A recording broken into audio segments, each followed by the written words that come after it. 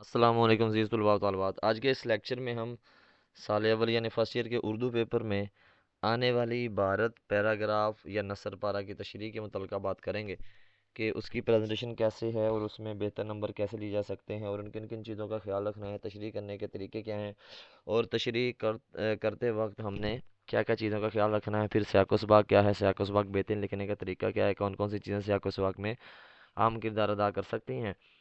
تو بچوں اس پر مفصل بات کرتے ہیں۔ سب سے پہلے تو پوری کتاب میں سے دو آپ کو عبارتیں آئیں گی، آپ نے دونوں میں سے کسی ایک عبارت کا خلاصہ کرنا، کیا کہتے ہیں، عبارت کی تشریح کرنی ہوتی ہے۔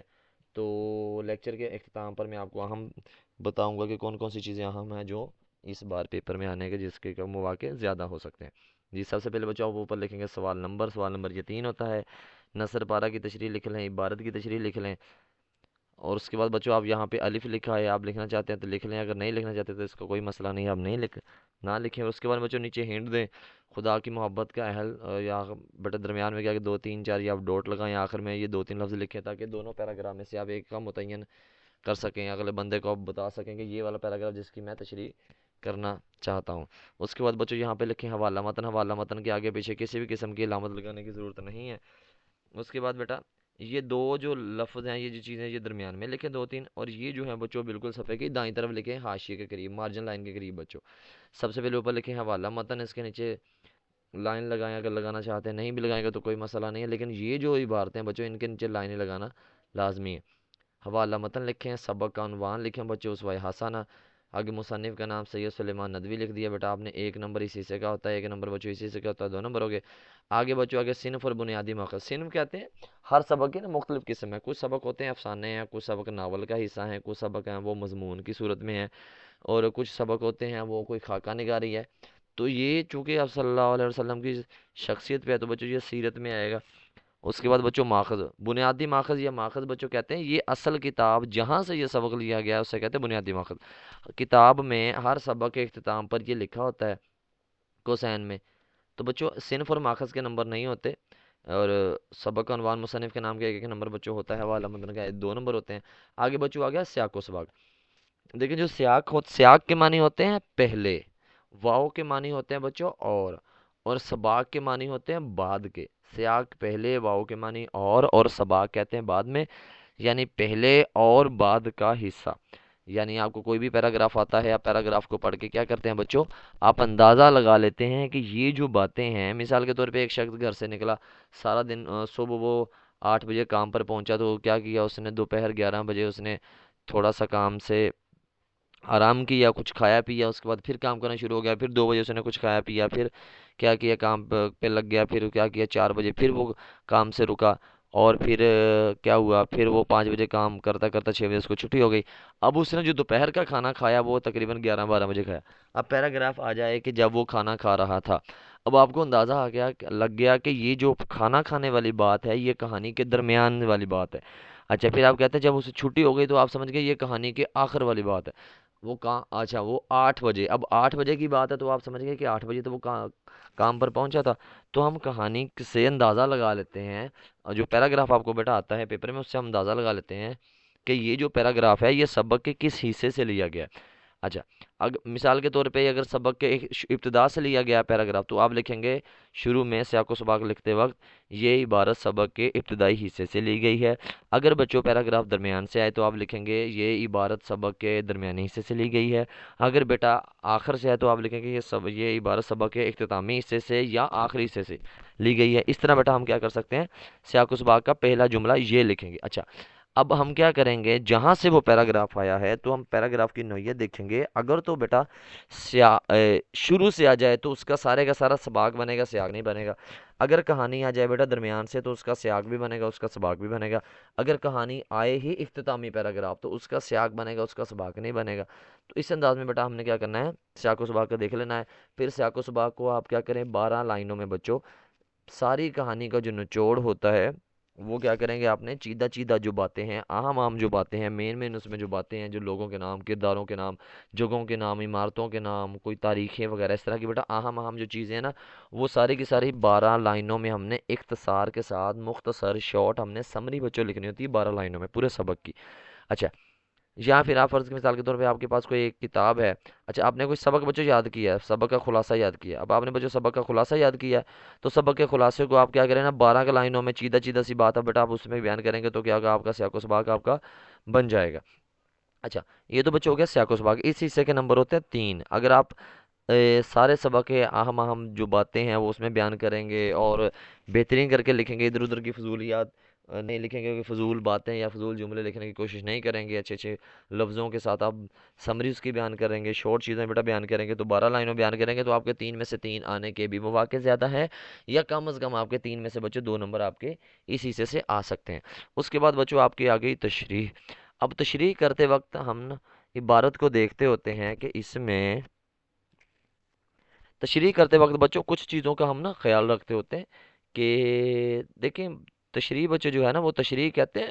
چیزوں کو کھولنے کا نام، بندھی ہوئی چیزوں کو جو گانٹھ بندھی ہوئی ہے اس کو کھولنے کا نام، اس کو پھیلانے کا نام، اس کو منتشر اور بکھیرنے کا نام بچوں یہ ہوتا ہے۔ اچھا اس میں ہم بچوں کوئی بھی تشریح آتی ہے نا تو تشریح کا ہم نے اصل مدعا سمجھنا ہوتا ہے، اس کو معاشرتی لحاظ سے، اس کو اسلامی لحاظ سے، اس کو اخلاقی لحاظ سے، ہم نے انسانیت کے لحاظ سے بچوں ہم نے کیا کرنا ہے، تشریح کو تھوڑا پھیلانا ہوتا ہے، اس کو منتشر کرنا ہوتا ہے، اس کو بکھیرنا ہوتا ہے میرا بیٹا۔ تو مثال کے طور پہ ہمارے پاس بچوں جو سبق ہے تو اسباق میں سے جو پہلا سبق ہے بچوں کیا کریں گے، وہ سبق جو ہے ہمارے پاس ہے وہ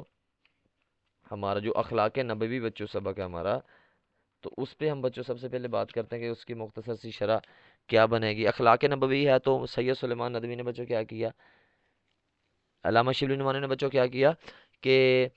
اس میں نبی پاک جو اپنی کیا کہتے ہیں نا موضوع بنایا ہے بیٹا، اپنی تحریر کو، اپنی گفتگو کو، اپنی باتوں کو وہ نبی پاک صلی اللہ علیہ وسلم کی کیا کہتے ہیں نا بیٹا وہ سنتیں ہیں، نبی پاک صلی اللہ علیہ وسلم کی سیرت ہے، اس کو بنایا گیا ہے، اس کے بارے میں تھوڑی سی بات کر لیں گے۔ پھر اس کے بعد بچوں ہم بات کریں گے کہ علامہ شبلی نعمانی نے اس میں جو بات کی ہے اس وہ بچوں تشریح کے کچھ چیزیں ہیں صورت ضابط دیکھتے ہیں۔ علامہ شبلی نعمانی نے اپنا جو موضوع بنایا تو ہم تشریح کریں گے، مثال کے طور پر آپ نے کہنا کہ یہ عبارت سبق کے ابتدائی حصے سے لی گئی ہے یا درمیانی حصے سے لی گئی ہے۔ علامہ شبلی نعمانی نے اپنی تحریروں کا، علامہ شبلی نعمانی کا جو شمار ہے وہ اردو ادب کے اہم نثر نگاروں میں ہوتا ہے۔ آپ نے اپنی جو نثر کا جو موضوع ہے وہ آپ صلی اللہ علیہ وسلم کی زندگی کو بنایا ہے، اور آپ صلی اللہ علیہ وسلم نے اور شبلی نعمانی نے کیا کیا، ہمیشہ آپ صلی اللہ علیہ وسلم کی زندگی اور وسلم کی احادیث کے متعلقہ ہی بات کی اور اپنے قلم کا استعمال کیا، تو آپ نے نیک نیت کے ساتھ سیرت کے متعلقہ گفتگو پر کی ہے۔ اس طرح بچوں تھوڑی سی تعریف ہو جائے گی، پھر ہم پیراگراف کی طرف آ جائیں گے بچوں۔ تو اب پہلے سبق چونکہ اخلاق نبوی ہے تو اس میں نبی پاک صلی اللہ علیہ وسلم کے اخلاق ہے بیٹا، مدوامت عمل ہے، مدوامت عمل کو سمجھے کہ کیا ہوتا ہے، اور ہر لفظ کا بیٹا جو معنی ہے وہ آپ نے یاد رکھنا ہے۔ جب ہم تشریح کریں گے تو ہم نے شرح میں تشریح میں لفظ کے معنی کی صحیح وسعت کو کھولنا ہے۔ اب دیکھیں پہلا پیراگراف ہے مدوامت عمل، مثال کے طور پہ آپ سچ بولتے ہیں اور سچ بولتے ہیں تو آپ نے آج سچ بولا پہلی بار، کل آپ نے سچ بولا، اور آپ نے کہیں پہ پڑھ رکھا ہے قرآن پاک میں کہ اللہ کو، اللہ کی جھوٹ بولنے والے پر اللہ کی لعنت، اس کا مطلب آپ نے بچوں سیکھا کہ سچ بولنا چاہیے۔ آج آپ نے آج ہی قرآن میں پڑھا، لیکن پڑھنے کے بعد جب تک آپ زندہ ہیں آپ بچوں ہمیشہ سچ پہ ڈٹے رہتے ہیں، سچ بولتے ہیں۔ اب آپ نے کیا کیا، آپ نے اس عمل کو اتنا خوبصورتی سے اپنایا کہ آپ نے ہمیشہ سچ کو اپنایا، تو آپ اپنے اس کام پہ مدوامت عمل ہیں، پرماننٹ ہیں، ہمیشہ ہیں، مستقل مزاج ہیں، ڈٹے ہوئے ہیں۔ کوئی بھی اخلاقیت اپنائیں، دراصل وہ پہلے پیراگراف میں مدوامت عمل کا لفظ شامل کرنے کا مقصد یہ ہے کہ شروع میں یہ بتایا گیا ہے کہ جو اخلاقیات ہیں، جو ادب و آداب ہوتے ہیں، جو بہترین باتیں ہوتی ہیں، جو کیا کہتے ہیں نبی پاک صلی اللہ علیہ وسلم سے ہم نے جو اسوہ سیکھنا ہے، اخلاقیات سیکھنی ہے، اس کو ہم نے تا دم مرگ یعنی مرنے تک ہم نے اس کو اپنائے رکھنا ہے اور اس پہ ڈٹے رہنا ہے، انہی پر چلنا ہے، انہی کے مطابق زندگی بسر کرنی ہے، یعنی ہم نے اس پہ مستقل مزاج رہنا ہے، ہم نے اس پہ پرماننٹ رہنا ہے، ہم نے اس پہ مدوامت عمل رہنا ہے۔ تو عمل سے مراد کوئی بھی جو چیز علم پڑھا اس کو آپ نے پریکٹیکلی طور پہ کیا، اس کو آپ نے کر کے دکھایا، جو یہ کہ میں آپ کا بیٹا جو لفظ ہے یہ عمل کے زمرے میں آتا ہے۔ تو آپ شروع میں یہ بتایا گیا ہے مثال کے طور پہ جیسے پھول ہے اس میں سے خوشبو آتی ہے، پتھر ہے اس میں سے سختی ہوتی ہے بیٹا، چاند ہے اس میں سے روشنی آتی ہے، سورج ہے اس میں سے گرم روشنی آتی ہے، پھول ہے وہ نازک ہوتا ہے۔ تو اچھا یہ ساری چیزیں اپنی اپنی خوبیوں میں بیٹا ہمیشہ ہیں، مستقل مزاج ہے۔ اسی طرح ہمیں بھی چاہیے کہ نیک چیزوں میں، نیک کیا کہتے ہیں اخلاقیات میں، ادب و داء میں ہمیشہ مستقل رہیں، اور جیسے پھول اور خوشبو چیزیں لازم و ملزوم ہیں، اس لیے انسان سے جو ادب و داء اخلاقیات ہے وہ بھی لازم و ملزوم جڑی ہونی چاہیے۔ تو نبی پاک صلی اللہ علیہ وسلم کے اس میں اخلاقیات کو بیان کیا گیا ہے اور بتایا گیا نبی پاک صلی اللہ علیہ وسلم اپنا کام خود کرتے ہیں، ہمسایوں کے ساتھ کیا رویہ ہے، اور دوسروں کا کام کرنا، دوسروں کی مدد کرنا، یہ رویہ دکھایا گیا ہے۔ پھر بچوں سے جو محبت ہے بچوں وہ رویہ دکھایا گیا۔ یہ ساری کے سارے جو روزمرہ کی ہماری کیا کہتے ہیں طرز ہے، جو روٹین ہے، جو ایکٹیویٹی ہے بچوں، اس کے متعلقہ جو ساری کی ساری کیا کہتے ہیں نبی پاک صلی اللہ علیہ وسلم کی جو سنتیں ہیں اس کو سارے کو سارا بچوں شامل کیا گیا ہے، تاکہ ہمیں اس بات سے آگاہ کیا گیا ہے۔ پھر ادب و داب کے متعلقہ ہے، پھر بیٹی کے آنے پہ کھڑے ہو جاتے ہیں، یہ ادب و داب دکھایا گیا ہے۔ تو اس طرح کی اخلاقیات کو بچوں ہم نے کیا کرنا ہے، مثال کے طور پہ کوئی مل جاتا آپ اس کو سلام کرتے، کوئی بچہ مل جاتا آپ اس کو سواری پہ بٹھاتے، مصافحہ کرتے، ہاتھ ملاتے جب تک اگلا ہاتھ نہ چھوڑ دے۔ تو ہم نے اس کو اپنے دیکھنا، ہم نے کہنا ہے کہ آج کل کے معاشرے میں ہم لوگوں کے دلوں میں ایک دوسرے کے لیے نفرتیں، کدورتیں اور دشمنیاں ہیں، لیکن نبی پاک صلی اللہ علیہ وسلم کا تو عمل یہ تھا کہ راہ چلتے کو سلام کرتے اور کسی بھی بندے کو حقیر نہ جانتے۔ پھر نبی پاک صلی اللہ علیہ وسلم کیا کرتے، مہمان نواز تھے، اور کئی لوگوں کے پاس مہمان ٹھہرتے تھے، آپ کے پاس مہمان ٹھہرتے ہیں، تو اس طرح کی مہمان نوازی کرتے تھے، اس میں کوئی کیا کہتے چھوٹا بڑا نہیں مانتے تھے، تو آپ ہر بندے کو یکساں رکھتے تھے، محفل میں بیٹھتے تھے برابر ہو کے بیٹھتے تھے۔ اچھا اب مثال کے طور پہ ہم بچے کلاس روم میں بیٹھے، کمرہ جماعت میں بیٹھے ہیں، اب وہ کیا کرتے ہیں، کمرہ جماعت میں بیٹھے ہیں تو آگے پیچھے ہو کے بیٹھے ہیں، کرسیاں ان کی آگے پیچھے ہیں، تو نبی پاک صلی اللہ علیہ وسلم کا جو طرز عمل ہے وہ بچوں کیا ہے، وہ بالکل ادب و داب میں بالکل ایک دائرے میں بیٹھتے ہیں۔ تو بیٹھنے کے جو ادب و داب ہے ہم نے آج کل معاشرے میں بلا دیے ہیں، کس طرح بیٹھنا ہے، کہاں بیٹھنا ہے، کس طرح بیٹھنا ہے۔ پھر اکثر ہم محفلوں میں آتے جاتے ہیں تو کیا ہوتا ہے میرا بیٹا کہ ہم بچوں کیا کرتے ہیں، ہم جیسے مثال کے طور پہ کمرہ جماعت میں آتے ہیں یا کسی محفل میں آتے ہیں، ہم کہتے ہیں جی ہماری جگہ آگے، ہم نے آگے جا کر بیٹھنا ہے، لیکن نبی پاک صلی اللہ علیہ وسلم کیا کرتے ہیں، محفل میں یا بزم میں جب جاتے یا انجمن میں کہیں جاتے تو جہاں جگہ ملتی وہاں بیٹھ جاتے۔ تو ہم نے اپنی روزانہ کی زندگی میں ہم نے کیا کرنا ہے، سنت پہ کتنا عمل کر رہے ہیں، کتنا چل رہے ہیں بیٹا، ہم نے یہ دیکھنا ہے۔ تو اس تشریح کو بیٹا ہم نے نبی پاک صلی اللہ علیہ وسلم کی اخلاقیات کو اپنی زندگی سے جوڑنا ہے، اور بتانا ہے کہ یہ ہمارے لیے لازم و ملزوم ہے کہ نبی پاک صلی اللہ علیہ وسلم کی ان اخلاقیات کو ادب و داب پر چل کر ہم اپنی زندگی کو بہترین اور خوبصورت بنا سکتے ہیں۔ اور یہ جو اخلاقیات جو باتیں بیٹا سبق میں لکھی ہیں، اس کو ہم روزانہ کی بنیاد پہ کتنا اپنے آپ میں یا ان اسباق میں بچوں کتنا ہم بہتر طریقے سے ڈال رہے ہیں۔ یہ بچوں تھا آپ کا پہلا سبق۔ اگلے سبق کی طرف ہم بڑھتے ہیں تو ہم دیکھتے ہیں کہ اس میں کن چیزوں کے متعلقہ بات کریں گے۔ اگلا سبق ہے بچوں فاقہ میں روزہ۔ دیکھیں فاقہ کہتے ہیں بھوکا رہنا، روزہ پابند ہونے کا نام ہے، رکنے کا نام ہے، ٹھہرنے کا نام ہے، ضبط کا نام ہے بچوں۔ اچھا فاقہ میں روزہ دراصل دلی کی جو بربادی دیکھیں بہادر شاہ ظفر دلی میں بادشاہ تھے، اور بادشاہت تھی، عمرہ رہتے تھے، امیر رہتے تھے، شاہان لوگ رہتے تھے، اور ان کا اٹھنا بیٹھنا، ان کا چلنا پھرنا، کھانا پینا، ان کی رہن سہن، ان کی زندگی، ان کا طرز بچوں، وہ سارے کا شاہانہ تھا، بادشاہوں والا تھا۔ انگریزوں کی آمد اس طرف ہوئی، دلی میں ہوئی، بھارت کی طرف سے یا انڈیا والی جو سائڈ ہے بچوں، ہندوستان والی طرف ہے، وہاں سے اس طرف نے کیا کیا، ہندوؤں کیا کہتے ہیں انگریزوں کی آمد ہوئی۔ اس آمد سے جو خرابیاں، بربادیاں، تباہیاں بیٹا ہوئی ہیں، اس کے متعلقہ جو ایک کیا کہتے ہیں بات ہے، گفتگو ہے، ساری کی ساری معلومات ہے بچوں کو اس سبق میں دکھائی گئی ہے۔ اور سبق کے ابتدائی حصے میں دکھایا گیا ہے کہ جو بادشاہوں کے گھر کا رہن سہن ہے، وہ خواتین کا رہن سہن کیسا ہے اور مرد حضرات کا کیسا ہے۔ دیکھیں سبق کے ابتدائی حصے میں دکھایا گیا ہے کہ جو گھر کی اس کی والدہ ہیں وہ نیک اور پارسا دکھائی گئی ہیں، کیسے وہ قرآن کی تلاوت کرتی ہیں اور کیسے رمضان کا احترام کرتی ہیں اور بڑا کیا کہتے ہیں اہتمام کرتے ہیں گھر میں رمضان کی کو لے کے۔ لیکن جو مرد حضرات ہیں ان کے ہاں یاشی دکھائی گئی ہے، ان کے ہاں گانا بجانا دکھایا گیا ہے۔ تو یہ دونوں کی یہ تہذیبیں دکھائی گئی ہیں کہ اسلامی معاشرہ بھی دیکھتا ہے، اور ساتھ میں کیا کہتے ہیں اسلام سے ہٹ کر بھی ان کی زندگی کا طرز دیکھنے کو ملتا ہے۔ پھر منع کرنے پر وہ کیا ہوتا ہے بچوں، پھر جب وہ منع کر دیتے ہیں، منع کرنے کے بعد پھر آپ کو نظر آتا ہے کہ وہ اس کے بعد مساجد کا ایک تہذیب دکھائی گئی ہے۔ تو ہم تشریح کریں گے تو ہم شروع میں تو ایک شاہانہ زندگی کے متعلق بچوں تشریح کریں گے کہ ان کا رہن سہن کیسا تھا اور کیسے کیا کہتے ہیں رمضان کا بھی احترام تھا، لیکن ایک طرز زندگی جو ایک بادشاہوں کا شاہانہ تھا بیٹا وہ بھی دکھایا گیا ہے۔ پھر اس کے بعد رمضان کا احترام دکھایا گیا ہے، اور رمضان کی چہل پہل دکھائی گئی ہے، رمضان کی رونق دکھائی گئی ہے، اور رمضان کے مہینے میں لوگوں کا جو کیا کہتے ہیں نا زندگی ہے، جو اٹھنا بیٹھنا ہے، جو چال چلنا ہے بچوں وہ کیسے بدلتا ہے وہ دکھایا گیا ہے۔ پھر اس کے بعد خالصتاً اس سبق کا جو موضوع ہے وہ اصل میں شروع ہوتا ہے کہ جب دلی کی بربادی ہونے کے بعد لوگوں کی جو زندگی ہے وہ کس طرح دکھائی گئی ہے بچوں، اس کے متعلقہ تشریح کریں گے۔ تو 1857 کے بعد جب انگریز یہاں پہ آ گئے، بہادر شاہ ظفر کو رنگون بھیج دیا، ان کے بیٹوں کو قتل کر دیا، اور جو جو بڑے بڑے لوگ ملتے تھے، سردار ملتے تھے، ان کو قتل و غارت ہوئی، ان کو قتل کر دیا گیا بیٹا۔ تو اس طرح کا جو عمل سارے کا سارا ہوا نا، اس سے کیا ہوا بیٹا، سارے ہندوستان میں کیا ہوا، افراتفری مچ گئی، سارے لوگ بیٹا قتل و غارت سے ڈرنے لگے، اور جو لوگ گلیوں گھروں سے نکلتے تھے تو ان کو قتل کر دیا جاتا تھا اور گولی مار دی جاتی تھی، اور پھر گھروں پہ پابندی لگا دی گئی بیٹا، اور جن کے ذاتی مکان تھے ان سے کہا گیا کہ ٹکٹ خریدیں، کوئی اس طرح کی رسید خریدیں، تاکہ آپ یہاں رہیں گے بھی تو کیا رہیں گے، اگر آپ کے پاس رسید ہوگی، ٹکٹ ہوگی، آپ نے کوئی پیسہ دیا ہوگا یا ٹیکس دیا ہوگا تو ہی بیٹا آپ رہ پائیں گے، اس طرح کا عمل ہوا۔ تو پھر وہ شخص اپنی ماں کو، اپنی بیوی جو حاملہ ہوتی ہے بیٹا، اور اپنی بہن کو خود لے کر کیا ہوا، وہ کسی دور بستی میں رہنا شروع کرتا ہے۔ پھر ان لوگوں کا جو طرز عمل دکھایا گیا ہے، جو لوگوں کا رہن سہن ویسے دکھایا گیا کہ گھروں میں وہ کیسے عالیشان بنگلوں میں رہتے تھے، گھروں میں کیسے وہ بڑے بڑے گھروں میں رہتے تھے، اور کس انداز میں وہ رہتے تھے، اور پھر بعد میں ان کی زندگی کیا ہوئی۔ تو اس سبق میں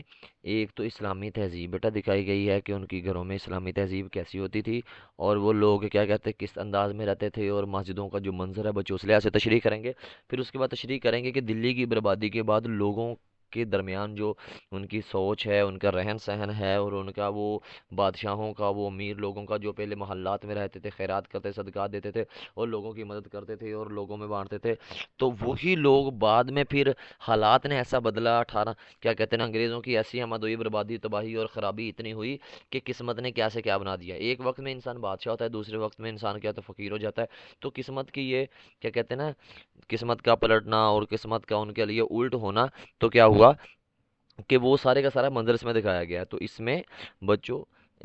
بادشاہوں کے گھر کا رہن سہن، اور اس دور میں مساجد میں جو لوگوں کا رمضان میں چہل پہل تھی، اور لوگوں کا کیا کہتے ہیں نا افطاریوں کا جو سلسلہ تھا، وہ بیٹا تہذیب دکھائی گئی ہے، اس کے متعلقہ تشریح کریں گے۔ اور ساتھ میں 1857 کے بعد یا انگریزوں کی آمد کے بعد جو دلی کی بربادی اور لوگوں کا کیا کہتے ہیں گھروں سے بھاگنا، اور کیا کہتے ہیں پناہ گاہوں کی طرف جانا اور چھپنا اور چھپ چھپا کے رہنا، اور اپنے محلات اور مہنگے مہنگے گھر چھوڑنا جہاں پہ ان کے پاس نوکر چاکر تھے، یہ سارے کے سارے بیٹے سے ایسے تشریح ہم اس کی کریں گے۔ اس کے بعد بچوں آپ کا سبق آ گیا مکاتیب غالب۔ یہ سبق عبارت کے لحاظ سے اور ایم سی کیوز کے لحاظ سے بڑا اہم ہوتا ہے، اس میں سے خلاصہ نہیں آتا بیٹا۔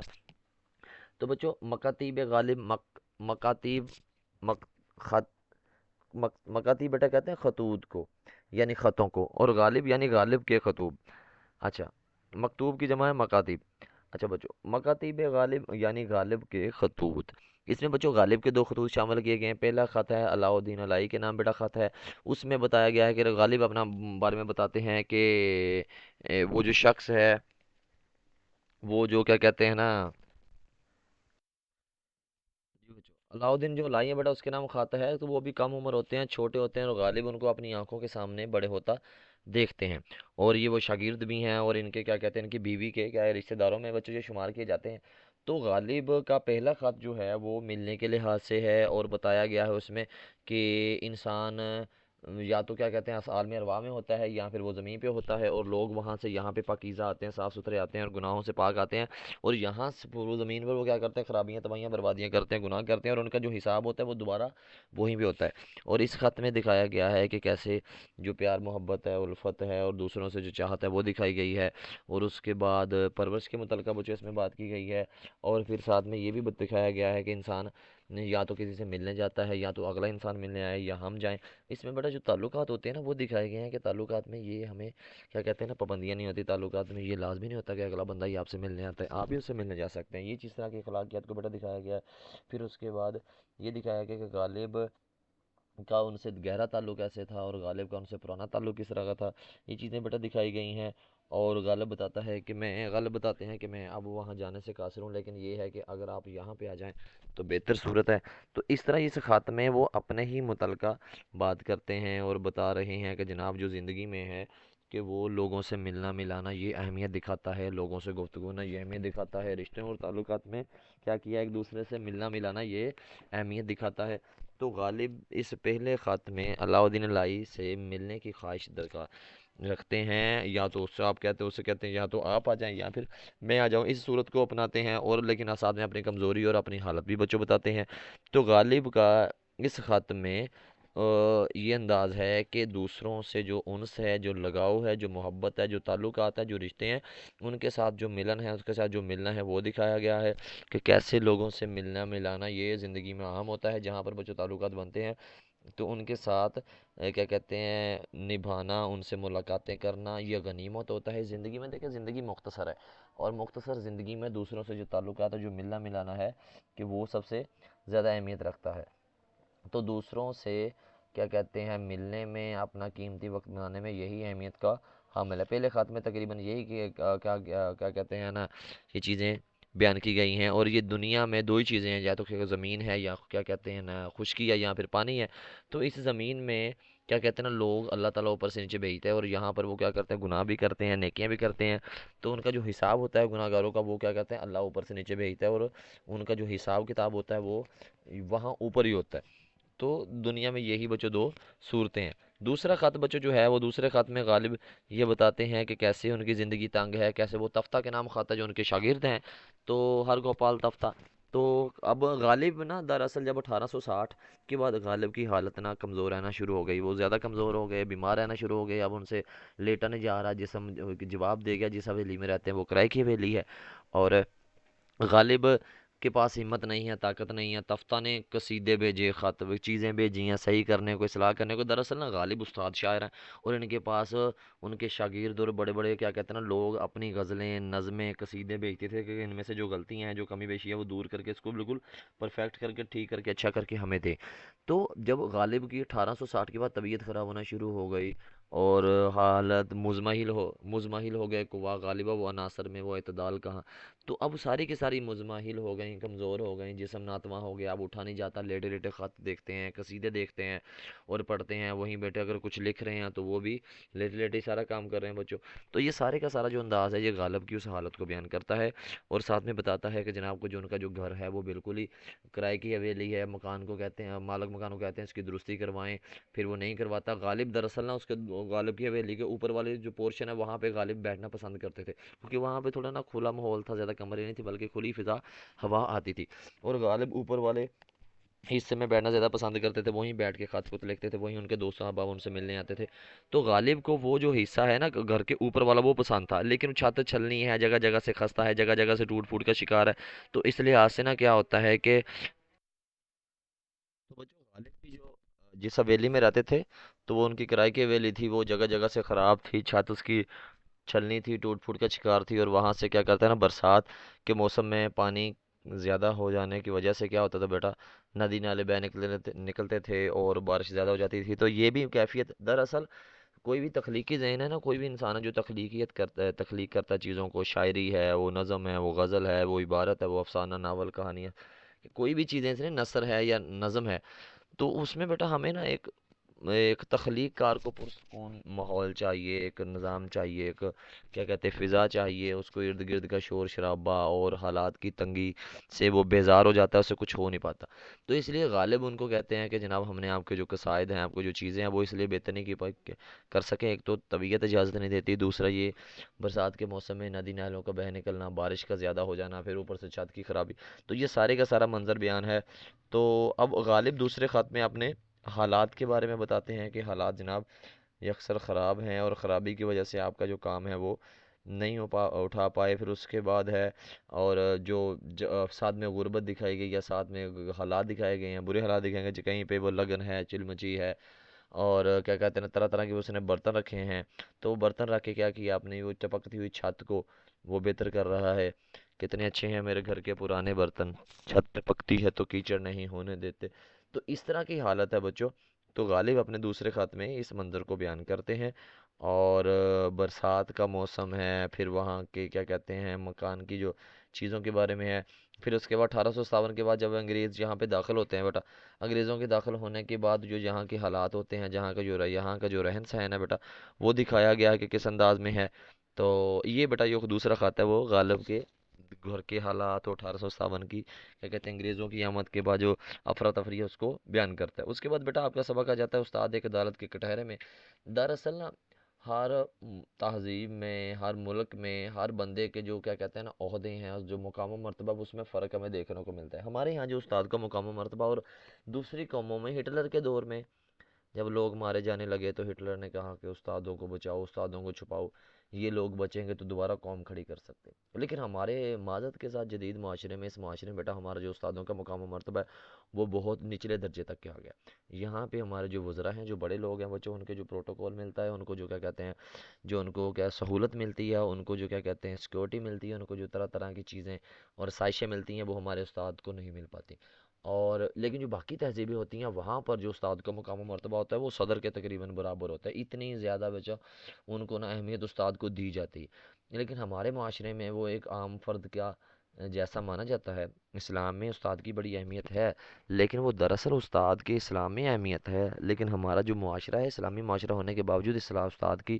قدر و منزلت کو نہیں پہچان پاتا، لیکن دوسری جو تہذیبیں ہوتی ہیں وہ اپنے استاد کے مقام و مرتبے کو بخوبی پہچانتی ہیں۔ اور استاد ایک عدالت کے کٹہرے میں دیکھیں،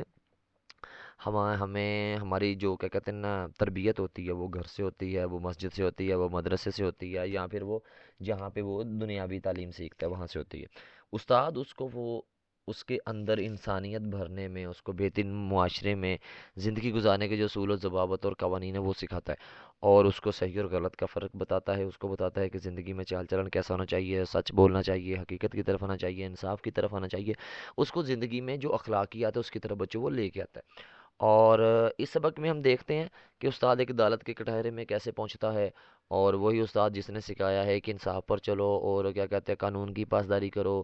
اور سیدھی راہ اختیار کرو، اور جو غلط اور صحیح کا فرق اس نے بتایا، یہ ساری چیزیں بتانے کے باوجود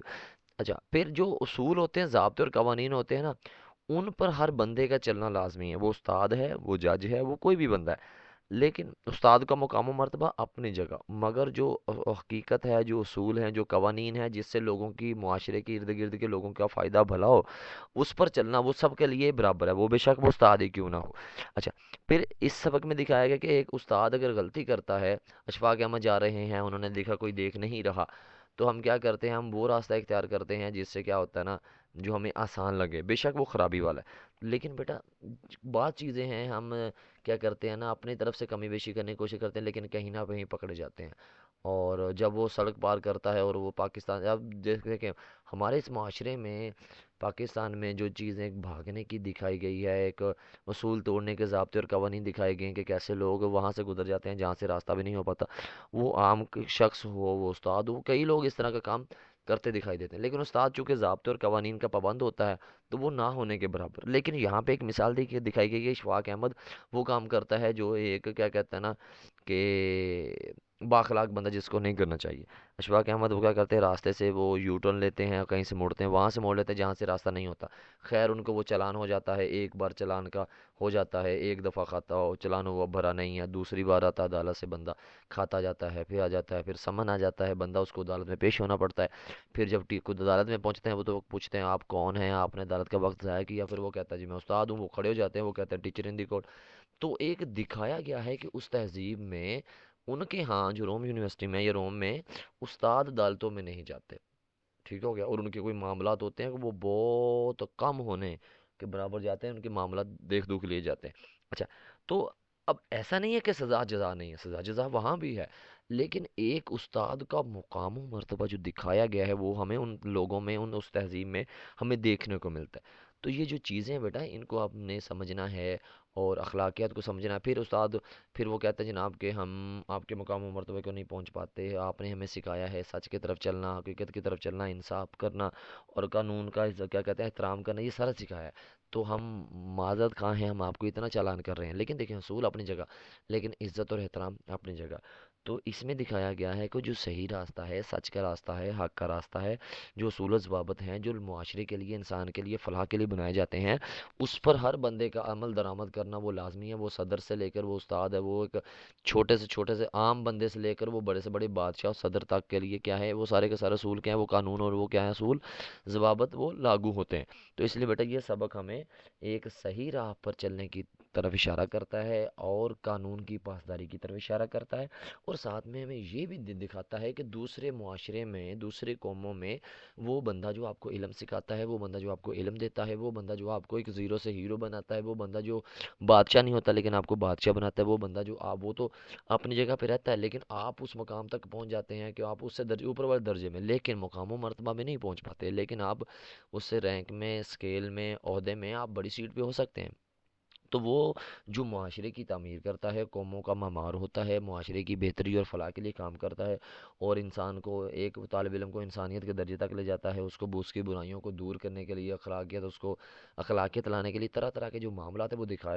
جو کرتا ہے، وہ ایک معاشرے کی تعمیر میں اہم کردار ادا کرتا ہے۔ تو وہ جو ہمیں صحیح راہ دکھاتا ہے، قانون کی پاسداری کرنا سکھاتا ہے، تو وہی استاد ہے جو ہمارے لیے کیا کرتا ہے، ہمارے بہترین قوم کو، معاشرے کو بنانے میں اہم کردار ادا کرتا ہے، اور وہی ہمیں ساتھ میں سکھاتا ہے کہ اس قانون کی طرف بھاگیں، قانون کی پاسداری کریں، قانون کی کے ساتھ چلیں۔ لیکن اب دکھایا گیا ہے کہ جو قوانین ہیں وہ سب کے لیے برابر ہیں، لیکن مقام و مرتبہ، احترام اور عزت وہ کیا ہے، اس میں ہم اگلے بندے کو دیکھیں گے کہ کون ہے آگے شخصیت، کون ہے ایسی ذات جس کا مقام مرتبہ اور درجہ کیا ہے۔ اس کے بعد بچوں آپ کا سبق آ جاتا ہے، آپ کا آگے سبق آ جاتا ہے بچوں کے، آپ کا اور پاکستان بن گیا۔ دیکھیں، پاکستان ہندوستان جب تقسیم ہوا، پاک بھارت الگ ہو گئے، پاک و ہند الگ ہو گئے، تو بیٹا اس تقسیم میں ظاہر سی بات ہے کہ مذہبی تفریق آ گئی، رہن سہن الگ آ گیا، زبان الگ آ گئی، ہندوؤں کے آنے، انگریزوں کے آنے کے بعد ہندوؤں نے، سکھوں نے کس طرح کے عمل کیے، جو بڑے لوگ تھے سرکاری اس طرح کے لوگ تھے جو بڑے بڑے روپے پیسے والے تھے، انہوں نے آپس میں ایسی چپکلشیں وغیرہ چلائیں، ایسے کیا کیا نا، سازشیں کی، جس سے کیا ہوا، عام بندہ بھی پیسا، اور سادہ بندہ جس کو کیا پتا کہ الگ ہونا ہے اور یہ مسئلے مسائل ہیں، یہاں قانونی یہ معاملات ہیں، تو وہ جو ایک محلے میں رہتے تھے، وہ سندھ ہندو ہیں، سکھ ہیں، عیسائی ہیں، کسی بھی مذہب سے تعلق رکھتے ہیں، وہ مسلمان ہیں، تو وہ مل جل کے رہنے والے، آپس میں بیٹھ کے کھانے والے، اور ایک دوسرے کے ساتھ سکھ دکھ میں کام آنے والے، وہ لوگ جو صدیوں سے، سالوں سے وہاں رہ رہے ہیں، جن کے بچے وہاں پیدا ہو کے جوان ہوئے اور موت کی کیا کہتے ہیں نا، آگوش میں، قبر میں جا کے سو گئے، وہ لوگ اتنے عرصے سے، جن کے باپ دادا بزرگ، جن کے آباء و اجداد وہاں رہے اور آپس میں کٹھے رہے، جو سالہ سال سے، صدیوں سے وہاں رہ رہے ہیں، پھر تقسیم ہونے پر جب وہ لوگ الگ ہوئے، تو ظاہر سی بات ہے کہ ایک معاشرہ جو تعمیر ہوتا ہے، جو ایک محلہ بنتا ہے، کالونی بنتی ہے، وہ لوگوں کے آپس میں کیا کہتے ہیں نا، مل جل کے رہن سہن سے، اور ایک آپس کے مل جل کے رویے سے چیزیں چلتی ہیں، معاشرہ بنتا ہے، تو انسانیت بنتی ہے، یا پھر کہہ لیں کہ کالونی بنتی ہے، لوگوں کا رہن سہن ہوتا ہے، ان کا آپس میں جو پیار محبت تعلق جو رشتہ ہے، وہ ساری کی ساری چیزیں ہمیں دیکھنے کو ملتی ہیں۔ پھر اچانک جب ان کی تقسیم ہو جاتی ہے نا، پھر ان کا ایک دوسرے سے جدا ہو پانا بڑا مشکل ہو جاتا ہے، ذہنی طور پہ بعض اوقات ہماری جو خواہشیں ہیں، جو ہمارا سکون ہے، جو اطمینان ہے، وہ ارد گرد کے معاشرے سے، محلے داروں سے، ہمسایوں سے جڑا ہوتا ہے، اور جب ہم ان سے دور ہو جاتے ہیں، تو وہ جو سکون ہوتا ہے نا، زندگی ہے نا، وہ زندگی خوبصورت ہے، لیکن وہ خوبصورتی کس سے ہے، ارد گرد کے اچھے لوگوں سے ہے، ارد گرد کے معاشرے کے بہترین لوگوں سے ہے، انسانیت سے ہے۔ تو جب وہی انسان جن سے ہمارا رہن سہن ہے، جن سے ہماری خوشیاں جڑی ہیں، سکون جڑا ہے، وہی ہم سے دور ہو جاتے ہیں، تو کیا ہوتا ہے نا، ہمیں زندگی میں وہ، ہماری زندگی میں خلا رہ جاتی ہے، ہماری زندگی میں وہ اسپیس رہ جاتی ہے، ہماری زندگی میں وہ کمی رہ جاتی ہے، ہماری زندگی میں اندھیرا چھا جاتا ہے، ہماری زندگی سے روشنی دور ہو جاتی ہے۔ تو اس سبق میں پاکستان اور بھارت کا الگ ہونا، ہندوستان کا دو حصوں میں بٹنا، دو تہذیبوں کا الگ الگ ہونا، یہ دکھایا گیا ہے۔ پھر لوگ جو اکٹھے رہتے تھے نا، اب وہ الگ الگ ہو گئے، وہ گلیاں، وہ کوچہ و بازار، وہ محلہ، وہ چوک، اور وہ لوگوں کا ملنا اٹھنا بیٹھنا، وہ لوگوں کا آپس میں مل جل کے رہنا، یہ ساری کی ساری چیزیں کیا ہو گئی، یہ ساری کی چیزیں یہ بکھرتی ہوئی دکھائی دی۔ تو اس اس تقسیم پر جب ایک مصنف نے قلم اٹھایا، کئی افسانے لکھے گئے، منٹو نے افسانے لکھے، اس کے بعد ختیجہ مستور، حاجرہ مستور نے لکھے، اور کئی لوگوں نے تقسیم پہ، پاکستان اور ہندوستان بھارت کے الگ ہونے پہ لکھے، تو ظاہر سی بات ہے، ایک جو تخلیق کار ہوتا ہے، اس کا ذہن، اس کا دل اور اس کا مزاج، یہ ساری کی ساری چیزیں میرا بیٹا اس چیز کو محسوس کرتی ہیں کہ لوگوں کی جو خواہشیں ہیں، لوگوں کی جو کیا کہتے ہیں نا، ان کا رویہ ہے، وہ دیکھنے کو ملتا ہے۔ تو یہ سارے کا سارا جو ناول ہے، یہ جو کیا کہتے ہیں نا، آنگن ناول کا ایک الگ سے کچھ حصہ کر کے، اور پاکستان بن گیا کے نام سے یہ آپ کا سبق بچوں شامل کیا گیا ہے۔ اس سبق میں یہ بیان کیا گیا ہے کہ کیسے جو عالیہ اہم کردار ہے، مین کردار ہے بیٹا، جو ہیروئن کردار ہے، وہ اب باقی ظاہر سی بات ہے، اس تہذیب سے جڑی، ان لوگوں سے جڑی، اس معاشرے سے جڑی، اس فضا سے جڑی، اس دیش سے جڑی، اس مٹی سے جڑی، اس کی کیا کہتے ہیں نا، کیا کہتے ہیں، یہ ایک محبت ہے، وہ دکھائی گئی ہے، اور پھر اس کے جو گھر والے ہیں وہ الگ ہو گئے ہیں، انگریزوں کی آمد ہو گئی ہے، قتل وغیرہ شروع ہو گئی ہے۔ تو اس طرح کا نا، یہ سارے کا سارا سلسلہ، اور جب پاکستان ہندوستان الگ ہو رہا تھا، لوگ اتنے مر رہے تھے، ہندو مسلمانوں کو مار رہے تھے، اور جو کیا کہتے ہیں انگریز، ہند کیا کہتے ہیں سکھ ہیں، وہ بھی مسلمانوں کو مار رہے تھے، مسلمانوں کو پکڑ پکڑ کر مارتے تھے، اور ان کو مسلمانوں کو وہ مسلے کہتے تھے، اس طرح کا قتل و غارت تھا، اور کہتے ہیں کہ اب کہانیاں اس طرح کی بتاتی ہیں، افسانے ناول بتاتے ہیں کہ جب پاکستان ہندوستان الگ ہوا تو جو ٹرین ادھر سے ادھر آتی تھی، ادھر سے ادھر جاتی تھی، تو وہ بھری ہوتی تھی لاشوں سے، پلیٹ فارموں پہ اتنی لاشیں ہوتی تھی، تو اس طرح کا منظر سارے کا سارا دیکھنے کو ملتا تھا۔ یہ ناول بھی اس دور کی، اس وقت کی عکاسی کرتا ہے، یہ سبق بھی اس دور کی عکاسی کرتا ہے، یہ ناول کا حصہ ہے۔ تو یہ عکاسی کرتا ہے کہ کیسے وہ جو وقت تھا، وہ جو زمانہ تھا، اس وقت کیسے قتل و غارت ہوا، اور انگریزوں نے، ہندوؤں نے کیسے مسلمانوں کے 10 لاکھ لوگ شہید کر دیے، مسلمانوں کے 10 لاکھ جو کیا کہتے ہیں ان کے سارے جسم سے کیا کیا جدا کیے، بچوں کے قتل کیا گئے، عورتوں کو مارا گیا بزرگوں کو مارا گیا، ان کو ہجرت کرنے پہ مجبور کرنے کیا گیا کہ اس طرح کی تقسیم سے جو مسلمانوں نے اپنی جانوں کے نذرانے پیش کیے، اس دور میں جو منظر ہے، اس ادھر رہنے والے لوگ جو مسلمان تھے ہندوستان کی دھرتی پہ، وہ سارے کے سارے جب اس طرف آنا چاہے تو وہ ظاہر سی بات ان کے دل نہیں مانتے تھے۔ اب عالیہ کے گھر والے آ رہی ہیں، لیکن اس کے بڑے ماموں چاہتے ہیں کہ اس کو وہیں پہ ایم اے کروایا جائے، اس نے بھی یہ جو کر لیا۔ تو اب اس طرح کی کشمکش میں یہ سارے کا سارا دکھایا گیا ہے۔ اس میں قتل و غارت کی ہم کی بات کریں گے، اس کی تشریح کریں گے بیٹا، پھر ہم پاکستان اور ہندوستان کے الگ ہونے پہ بات کریں گے، اور ساتھ بات کریں گے کہ لوگوں کی جو رہن سہن ہے، کیسے وہ بچھڑ گئے، کیسے الگ ہو گئے، اور وہ الگ کیوں نہیں ہونا چاہتے بیٹا۔ اس طرح کی ہم موٹی موٹی سی اس پہ عام جو نکات ہیں اس پہ بات کر کے اس کی تشریح کو بیٹا متعلقہ ہم مفصل بات کریں گے۔ اور بیٹا آگے سبق ہے نیا قانون، یہ ہے منٹو، جسے منٹو بھی کہتے ہیں بچوں۔ تو منٹو نے پاکستان اور ہندوستان کے الگ ہونے پہ، پاکستان اور بھارت کے الگ ہونے پہ، ہندوستان کے بٹنے پہ نا بہت سارے افسانے لکھے، اور اس نے بعض اوقات افسانہ نگار ہے نا وہ ڈھکی چھپی لفظوں میں بات کرتا ہے، وہ تھوڑی بات چھپا کے کرتا ہے، وہ تھوڑی سی بات گھما پھرا کے کرتا ہے، لیکن سیدھی سیدھی بات نہیں کرتا۔ منٹو حقیقت نگار، افسانہ نگار ہے، اس نے جو بات کی ہے وہ بالکل ڈائریکٹ اسٹریٹ فارورڈ جسے ہم کہتے ہیں، وہ بیٹا بات کی ہے، اس میں ڈھکے چھپے لفظوں میں بات نہیں کی، اس نے سادہ سی سیدھی سیدھی صاف صاف بات کی ہے۔ اچھا، اب جب کوئی قانون ایسا ہوتا ہے نا جس کی پاسداری ہو رہی ہوتی ہے، جس میں لوگوں کے ساتھ لوٹا جاتا ہے، لوگوں کے ساتھ سختیاں کی جاتی ہیں، تنگیاں کی جاتی ہیں، مسلمان لوگوں کے لیے، معاشرے کے لیے، انسانیت کے لیے خرابیاں اور بربادیاں ہوتی ہیں، تو ہر بندہ چاہتا ہے کہ کب وہ صبح آئے گی، کب یہ اندھیرے ختم ہوں گے، کب وہ صبح نہیں آئے گی، اور کب ہم لوگ بہتری کی اچھائی کی طرف جائیں گے۔ تو ہر بندے کے ذہن میں خواہش ہوتی ہے کہ تبدیلی آئے، چینجنگ آئے، اور نیا معاشرہ ہے، کب نئی سوپ اٹھے گی، کب یہ کیا کہتے ہیں نا سارے کی ساری جہالت ختم ہوگی۔ تو منٹو کا یہ افسانہ، منگو کوچوان اس میں اہم کردار ہے، مین کردار ہے، اور وہ ادھر ادھر کے اپنے اس کے تانگوں میں بابو لوگ بیٹھتے ہیں، وکیل بیٹھتے ہیں، بڑے لوگ بیٹھتے ہیں، بڑے لوگوں کی بڑی باتیں اور ان کی سیاسی باتیں اور ان کی کیا کہتے ہیں نا سیاست کے متعلقہ دوسرے ملکوں میں اور وطن عزیز کی باتیں۔ تو اس طرح کی باتوں میں وہ منگو کوچوان کئی باتیں سنتا اور اپنے ارد گرد کے لوگوں کو بتاتا، تو وہ حیران ہوتے، اور اکثر وہ ان کی باتیں وہ سمجھتے کہ جناب اس نے یہ پیشین گوئی کی ہے، پریڈکشن کی ہے، اس نے آئندہ کی بات بتائی ہے، مستقبل کی بات بتائی ہے۔ جب ویسا ہوتا نظر آتا وہ اس کی باتوں پہ اور پختہ ہو جاتے کہ اس کو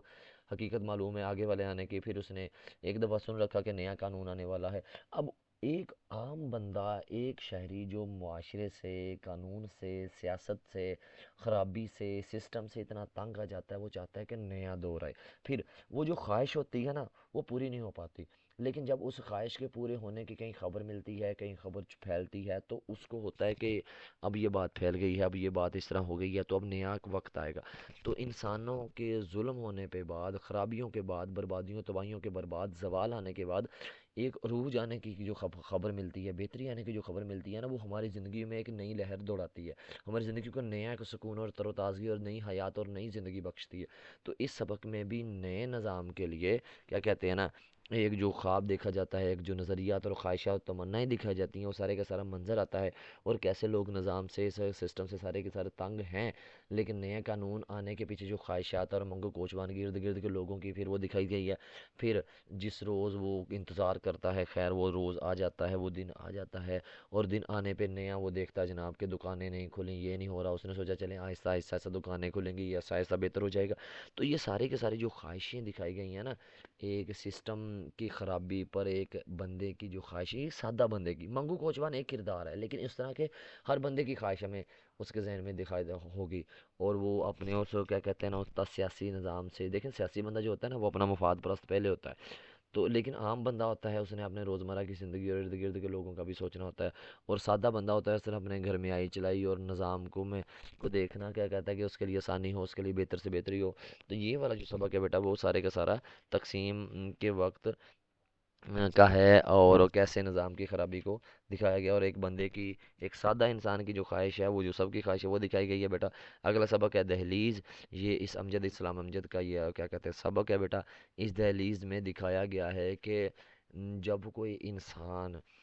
خرابیوں تباہیوں اور بربادیوں کے بعد نیکیوں کی طرف آتا ہے تو ہماری معاشرے کو ہماری سوسائٹی کو بیٹا اس کا ساتھ دینا چاہیے۔ دیکھیں ایک گناہ گار ہے نا، وہ مسجد میں جاتا ہے گناہ گار، تو باقی نمازی دیکھ کو اس کو حقارت کی نگاہ سے نہ دیکھے، وہ اس کو خوش آمدید کہیں، اس کے ساتھ رویہ ایسا رکھیں کہ وہ روزانہ مسجد میں آئے۔ اور ایک دفعہ ایک واقعہ مختصر سا سنیں۔ ایک بندہ تھا، وہ چلا گیا مسجد میں، اس نے مسجد میں کہیں تھوک دیا، اور تھوکنے کے بعد بچوں کیا ہوا کہ ایک قاری صاحب بھاگے بھاگے، اس نے کہا، اس کو ڈانٹا، اس کی بے عزتی کی اور کہا تمہیں پتہ نہیں پاک پاکیزہ جگہ ہے، اور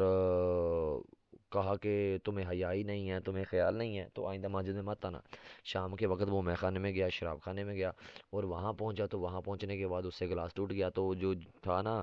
کیا کہتے ہیں مینیجر، وہ بھاگا بھاگا کہا کہ سر آپ کو چوٹ تو نہیں لگی، آپ کو کہیں لگ تو نہیں گیا؟ اب اس نے یہ رویہ دیکھا کہ جناب یہاں جو رویہ ہے وہ زیادہ بہتر ہے، میں خانے میں، حالانکہ یہ بری جگہ ہے لیکن جہاں پہ اچھا رویہ ہونا چاہیے وہاں پہ برا ہے، اس کو وہ جگہ پسند ہے شام والی، میں خانے والی۔ تو اس لیے جو ہمارا معاشرہ ہے بیٹا، کوئی لوگ بہتری کی طرف آتے ہیں، اچھائیوں کی طرف آتے ہیں،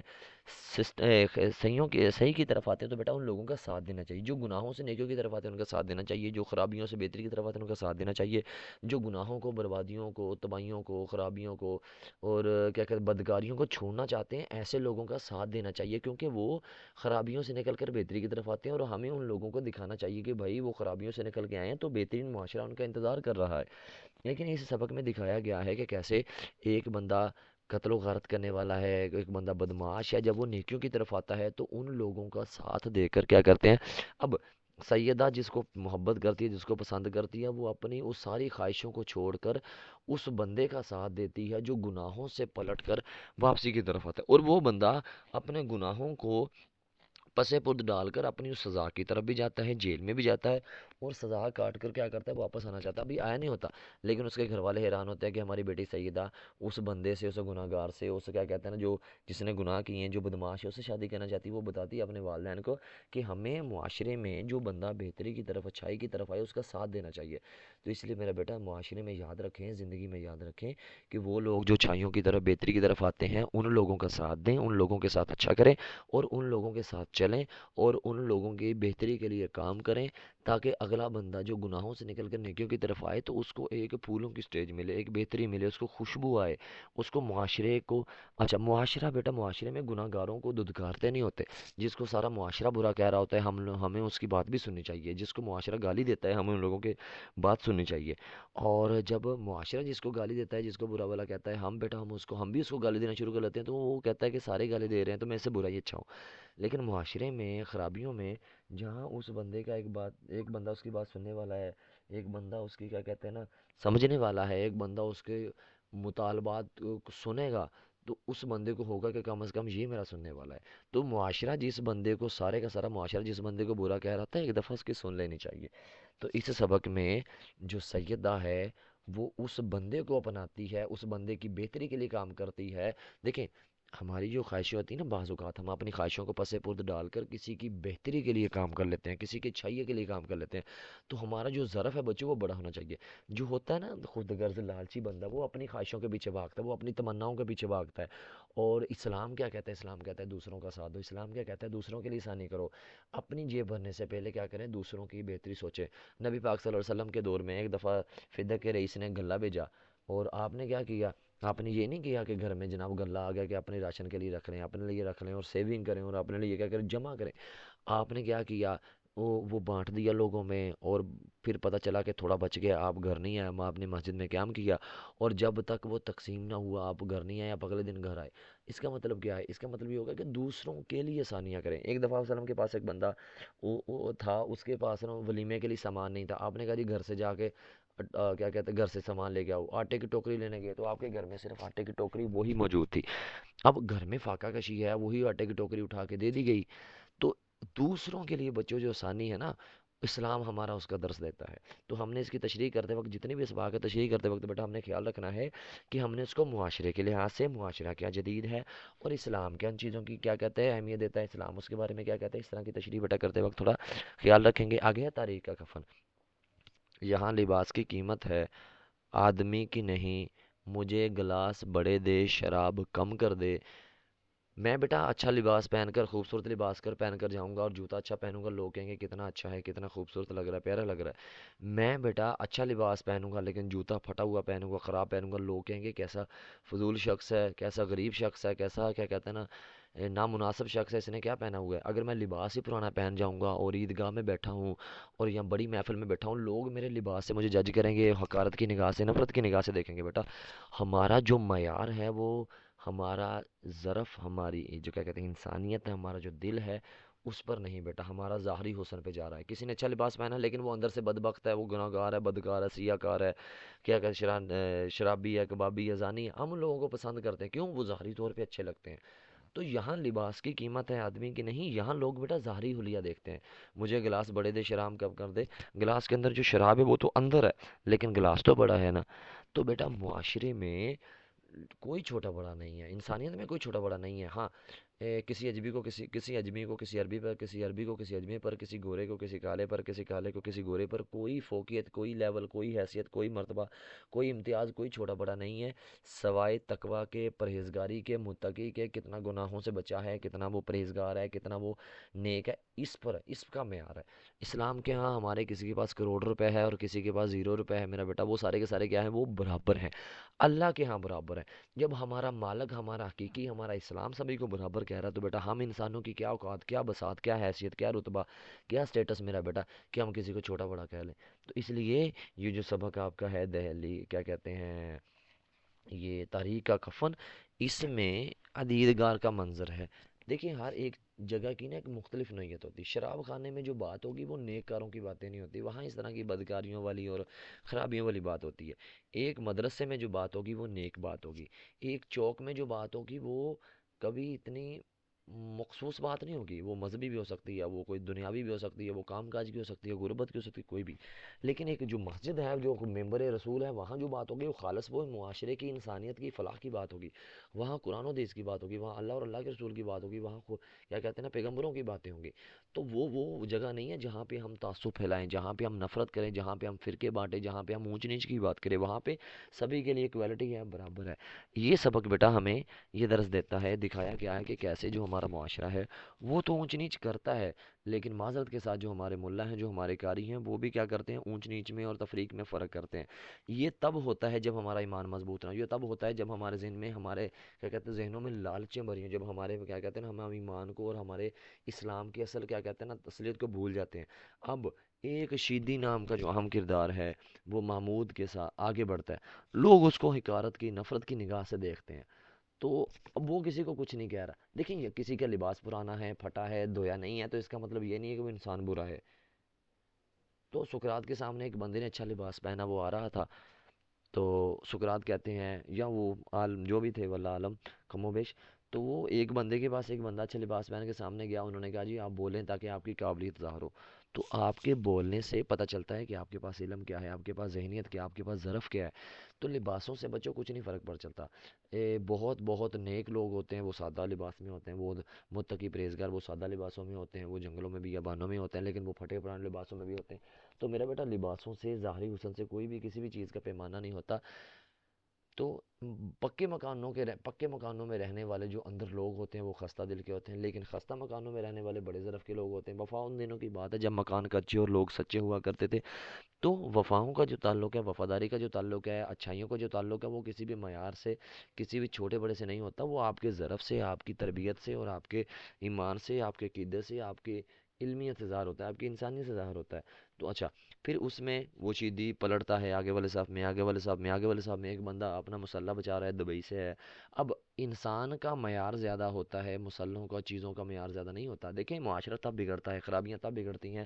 اور خرابیاں تب آتی ہیں جب ہم لوگوں کو استعمال کرتے ہیں اور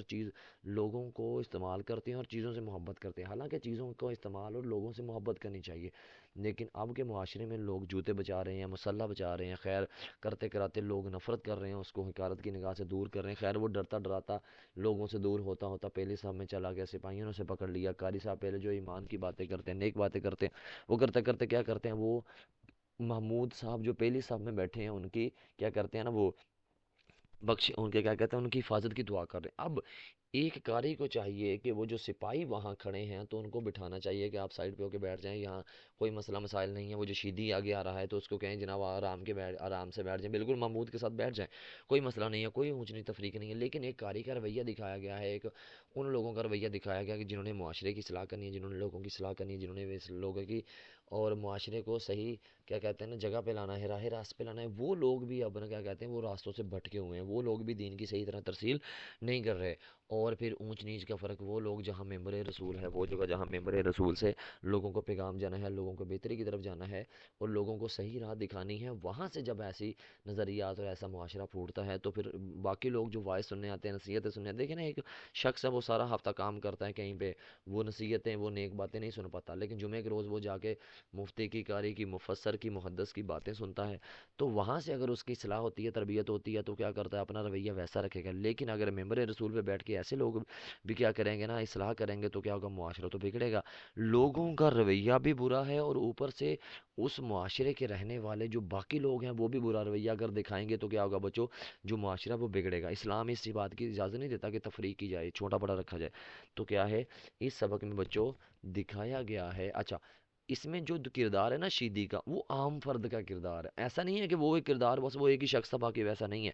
हम सब लोग वैसे क्या हैं, शीदी जैसे हैं। हम वो जो गरीब तबका है, वो जो पिसा हुआ तबका है, वो जो नॉर्मल तबका है बच्चों, वो सारे के सारे शीदी वाले किरदार हैं। वो लोग जो नफरत की निगाह से देखते हैं, अपने आप को अमीर समझते हैं, अपने आप को लोगों से बालातर समझते हैं, अलग समझते हैं, वो बेटा महमूद साहब वाला किरदार है। और कैसे वो क्या कहते हैं ना, आखिर में शेर कहता है कि जनाब वो कहता है, जनाब वो जो अय्याज है, वो जो महमूद है, उसके साथ उसने शीदी में बैठ के नमाज़ों की पढ़नी है, ताकि महमूद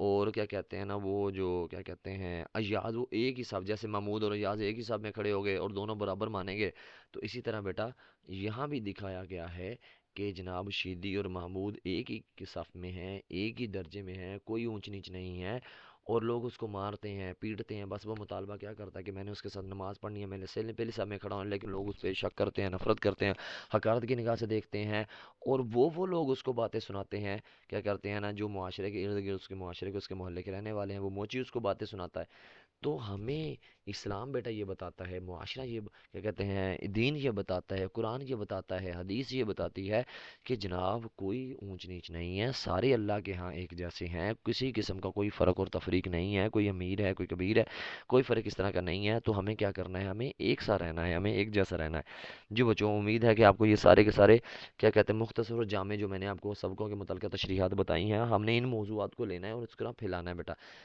दोबारा समझाता हूँ, सवाल नंबर 3 लिखें, इबारत की तशरीह यहाँ लिखें या नसर पारा की तशरीह लिखें, यहाँ पे बेटा अलिफ लिख लें, नहीं लिखना चाहते ना लिखें, लेकिन इबारत का जो जो हिंट है ये लाजमी दें। अच्छा बच्चों, हवाला मतन लिखें, यहाँ पे सबक अनवान 1 नंबर, मुसन्निफ़ का नाम 1 नंबर, सिनफ़ और बुनियादी माखज़ बेटा ये लिखें, इसके नंबर नहीं होते, लेकिन लिखने से अच्छा तासुर पड़ता है बच्चों। आगे सियाक़ व सबाक़ लिखें, 2 डॉट लगाएं और सामने से सियाक़ व सबाक़ 12 लाइनों में लिखें, पूरे सबक का निचोड़ आपने 12 लाइनों में लिखना है। आगे बच्चों तशरीह है, इसके नीचे तशरीह, अच्छा ये तशरीह में 3 डॉट, 2 अलामतें और साथ में बेटा इसको तफसीलिया की अलामत कहते हैं, ये इसके नीचे लफ्ज़ आएगा और इसके नीचे से लिखेंगे, नीचे वाली लाइन से। और जहाँ बच्चों 2 2 डॉट मैंने लगाए हैं, ये क्या करेंगे, हम इसके सामने से लिखेंगे बच्चों। अच्छा, ये बच्चों अहम असबाक हैं जो इस बात के लिए जो अहम है, जिससे इंशाल्लाह इबारत आएगी और इसी में से एक ख़ुलासा भी आएगा। इसमें एक चीज़ का इजाफा कर लीजिए, यहाँ पे बच्चों क्या है, एक चीज़ और शामिल है, यहाँ पे जो ख़त है गालिब का वो शामिल कर लें। और क्या कहते हैं ना,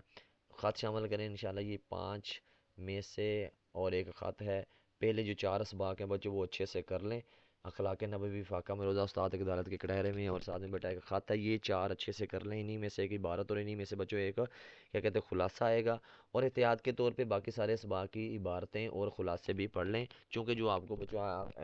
कसीरुल इंतखाब भी सवाल या एमसीक्यूज़ आएंगे बच्चों, वो सारे की सारी किताब में से आएंगे। अल्लाह आपका हामी नासर हो। कोई सवाल हो तो आप नीचे कमेंट बॉक्स में पूछ सकते हैं।